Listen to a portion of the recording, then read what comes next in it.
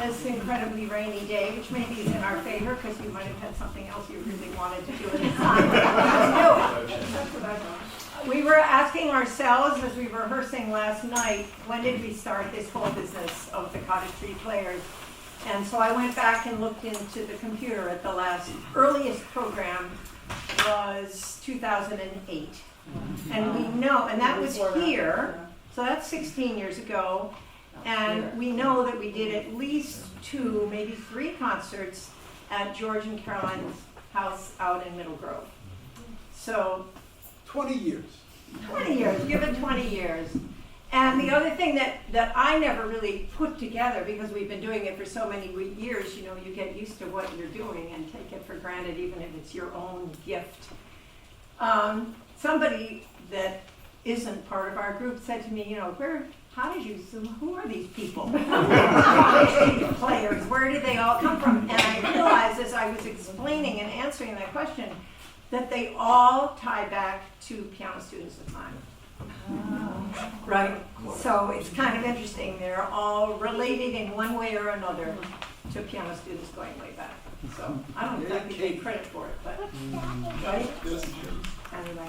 But we rehearse every week during the school year, pretty much without fail, and we try to do a concert at the end of every year in the spring, and we missed, of course, during COVID.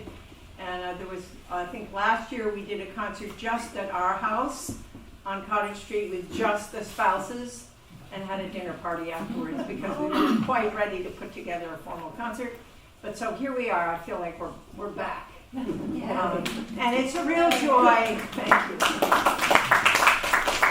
It's a real joy to work together. We have a wonderful time choosing repertoire, reading through all kinds of music, making decisions, and then kind of narrowing it down and putting together a program.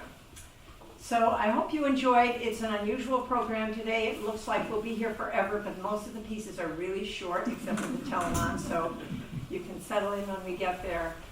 Make sure you've turned off your cell phones or anything that is going to make music besides our own. So we like to talk a little bit about each composer and the piece. So I'm the talker for the first one, which is La Paloma. And this is a piece that's written by a composer most people have never heard of. He's, as far as anybody can tell, pretty much the only known composer to come out of the Basque country between France and Spain. And he started his life as an organist and then took a job at Madrid Conservatory for about 12 years. And I don't know if he made more money than people do in conservatories now, but he's decided to travel. So he started traveling, and he went to Cuba, and that's where he discovered the habanera rhythm. And as a result of that trip to Cuba, he wrote this piece that we're going to do, La Paloma. La Paloma means the dove, or sometimes it's translated as freedom. This piece, according to, if you look it up on Google, is the most performed piece in the world. Mm-hmm. And, I know, it's amazing, right? And it has moved to so many countries, so when I was looking it up, we did it for a student recital a few months ago, and I was looking it up, and there are countries in Africa that claim this is their music. And of course the Cubans claim it's theirs, the Mexicans definitely claim it's theirs. It's in Europe, it's in Asia, it's everywhere.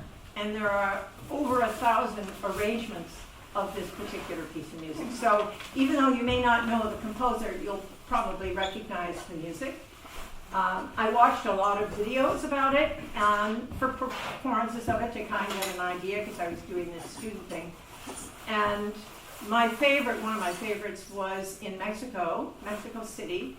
A violinist had just finished playing a big concerto and he came out for the expected encore and he came out with his violin and he started the tune and the whole audience rose to their feet and, waving their arms and singing, and tears streaming down the women's faces. I mean, it's that kind of song. It's a beautiful melody. It's Very simple. The harmony is very simple. George and I were, he said, is that a 5-chord or a 1-chord for that measure? That's it. You know, there's 2 chords. But anyway, that's it. La Paloma.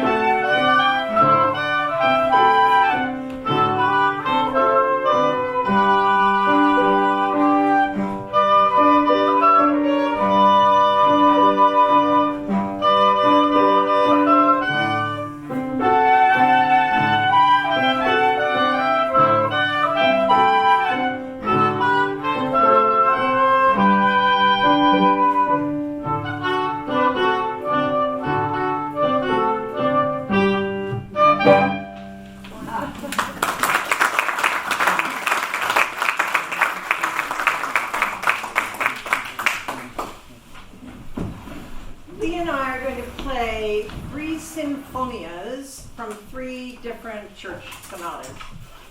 So maybe everybody doesn't know what a sinfonia is, and maybe everybody doesn't know what a church sonata is. So just quick explanation. A sinfonia is a piece that's written for 3 contrapuntal voices. If you studied piano, you probably had to play the 3-part inventions of Bach. So that's what a sinfonia is. It's not a round, it's 3 different voices that work together. And in the symphonies that we're going to be playing, you'll hear the one voice will be in the oboe, and the other 2 voices are in the right hand and the left hand of the piano. Okay, so that's what a sinfonia is. A church cantata. A cantata is a narrative piece written mostly for vocal and instrumental, sometimes for choir as well. It's narrative in the sense that it tells a story. If it's a church sonata, it's based on the liturgy of the church. And when Bach, his life was very interesting, and I'm not going to give you all the wonderful stories of all the crazy things that he did in his life, but at the end of his life, he was offered a position in Leipzig at the St. Thomas Church, Lutheran church, and he took that position. Interestingly, that position was originally offered to Telemann, whose suite we're going to play at the end of the concert, and he turned it down because he didn't want to leave Hamburg where he was living. But Bach was looking for a better salary and more opportunity with composition because he was doing some things that weren't exactly connected to being a composer and a performer in his prior church. So he moved to Leipzig, and he challenged himself to write a cantata every week for each church service every week, plus for church celebrations, weddings, festival days, that kind of thing. Kind of an unheard of thing because at the same time, of course, he was also writing all this other remarkable music. So in the time that he was in, I think it was about in the first 4 years he was in Leipzig, he wrote 300 cantatas. It took us a long time to learn these 3 pieces, I just want to say. They're not easy, and this is just one movement. So you can imagine what those churches had for musicians besides the composer and the organist and so forth. Anyway, so that's what a church sonata is, cantata, sorry, and it was based on the liturgy, so it was placed usually between the sermon, before and after the sermon, working its way through the program for that church. He also wrote, those are sacred cantatas, but he also wrote secular cantatas, in his spare time, I guess. And the sad thing is that many of these cantatas didn't survive. And, he got no credit for them, and now, they're performed with great joy. So the first one that we're going to do is Cantata 156, the Sinfonia. And this piece that we're going to play is probably the most famous piece from that cantata, and you may well recognize the melody. It's just a beautiful melody. It's not a great example of this 3-voice sinfonia because you get so drawn in by the oboe's melody that you might not pay attention to what I'm doing. So I just want to give you a hint of what you can listen for. Yeah, I love you. So while he's playing this beautiful melody, the piano has over and over, thank you, George, this little 2-note.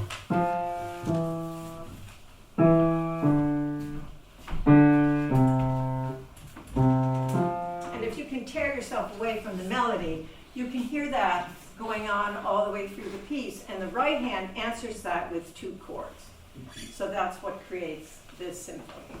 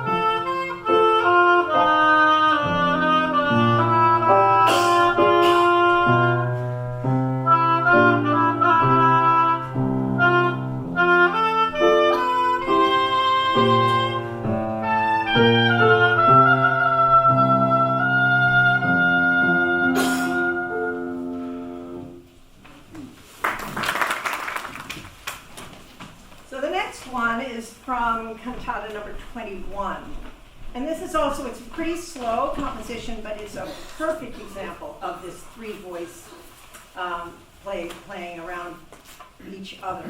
And the piano bass line in this is just these steady eighth notes, unrelenting, all the way through, and they just give you this sense of the beat and keep the piece kind of calm and peaceful. And meanwhile, the oboe and the right hand of the piano are sort of improvising, or they sound like they're improvising. We're playing what's written, but it's, you know, it sort of likes a fancy. And it also feels like in the beginning they're competing a little bit. Like one jumps on top of the other before one has finished the idea. And then they sort of calm down, and then they just imitate back and forth.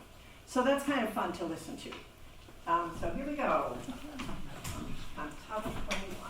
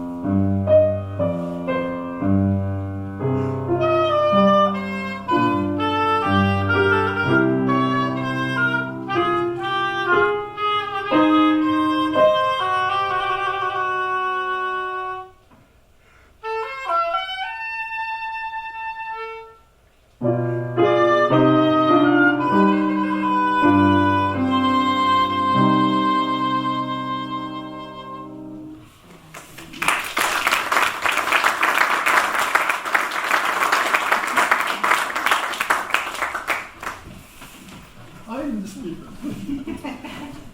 So Louise Franck, may be the most remarkable musician that you've never heard of. And I think this was the case for us, that we had, where none of us were familiar with her. Born in 1804 and died in 1875. She was a virtuoso pianist, as a pianist, well-known in Europe as a teacher, and of course her compositions. She married Aristide Franck in 1821, and that's how it got her the last name by which she's known. He was a flautist who performed with the Bohemian groups in Paris that her family participated with. She had toured Europe as a young person. She was known everywhere for her the virtuosity of her piano playing, and then began composing and became well known, particularly for her chamber music. In 1842, she was appointed to a permanent position of professor of piano at the Paris Conservatory. Now, this was one of the most important positions in Europe, musical education positions in Europe. And it was just extraordinary that for the time that a woman was placed in that position. When she was studying composition, she wasn't allowed to participate in the classes at the conservatory because women were not, it wasn't thought proper. So she had private lessons for her composition. But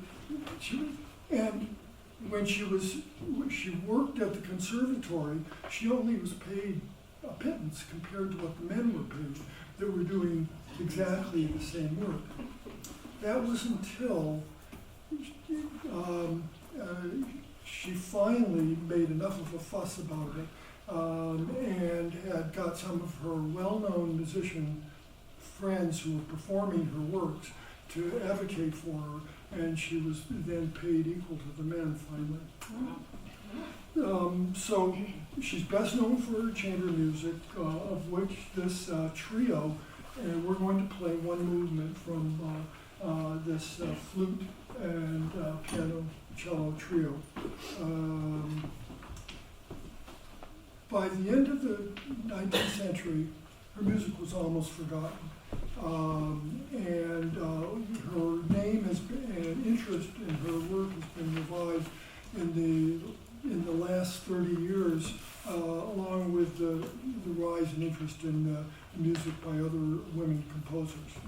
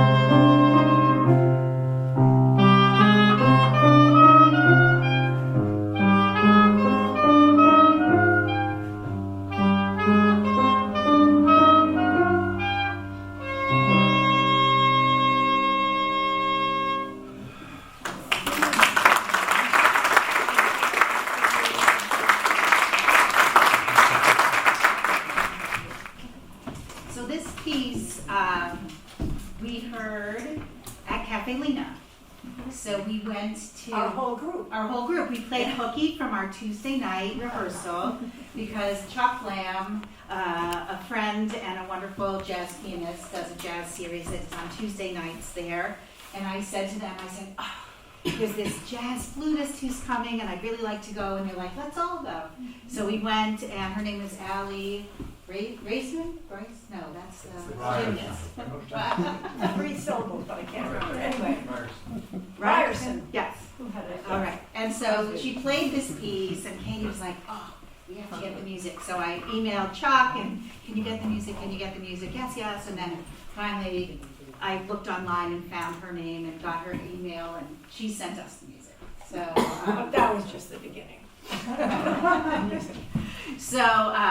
So Leah Freire, the composer, is a Brazilian composer, and she's very well known in Brazil, and she started out as a flutist and then switched also, I guess, combined and also composition, and so she's got a lot of wonderful compositions. I think she's better known in Brazil, though her pieces are played all over, according to what I could read in English. A lot of the stuff online was in Portuguese, so. But so a lot of the YouTube videos, you can see her actually playing her pieces and in various combos. And so I think what Katie might have been alluding to was these are sort of, they're charts more. And so some of the melody is there, but there's a lot of like just play here. And Katie and I don't know how to do that. So Jeff can attest to the multiple hours I spent with the YouTube video on like slow motion, trying to like figure out some of those little improv sections. So hopefully we'll do it justice.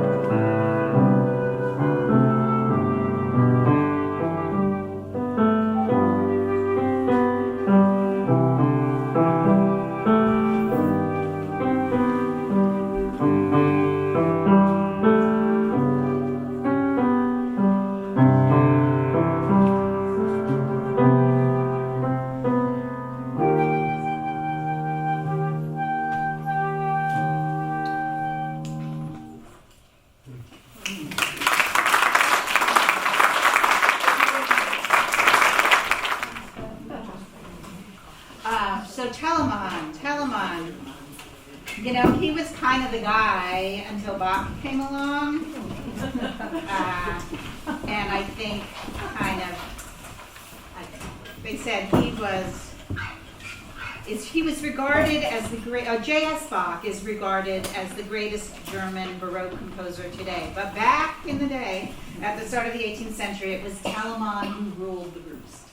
So that was the quote. I like that.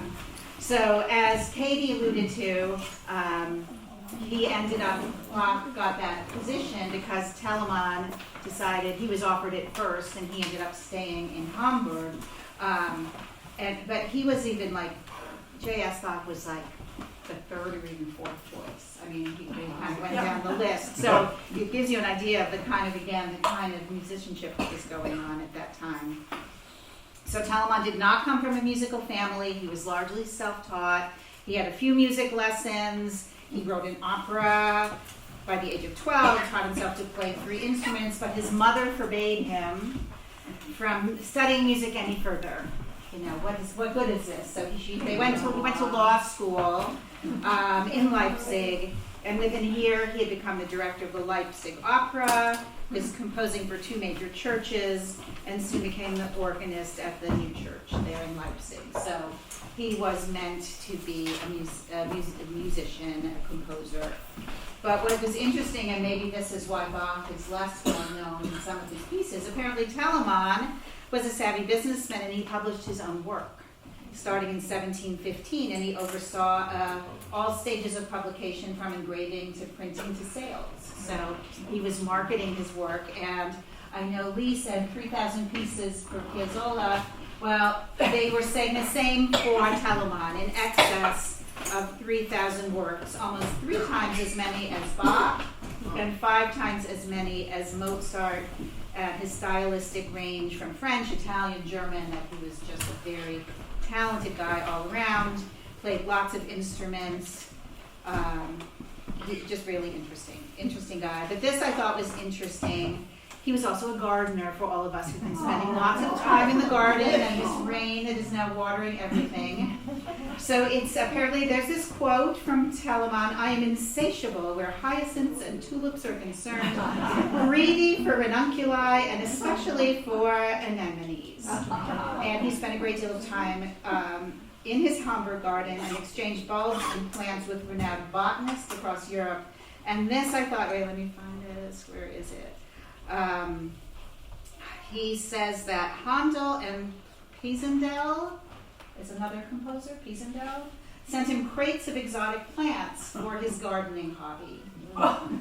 So anyway, multi-talented. He wrote poetry, he wrote a novel, he was, lots of instruments. Interesting guy. We've played a lot of Telemann, I guess, because he was publishing all this music now. This one, we are not doing the whole thing. There were certain ones that were like, let's not do that.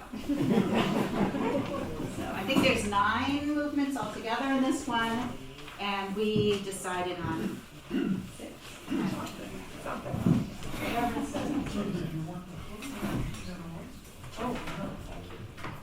Are we up or down? We're back to being a harpsichord? Back to being a harpsichord.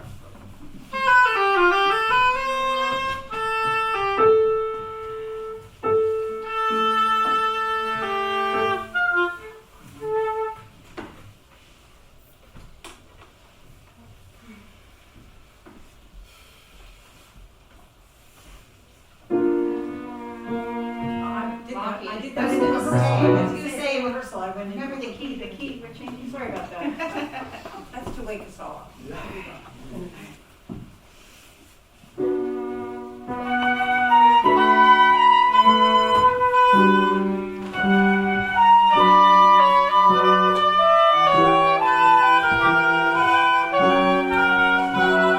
I think we should start again. Just need to regroup. We're just excited about the gardening. We'll get you home to your plants and dig it in the mud. But, okay.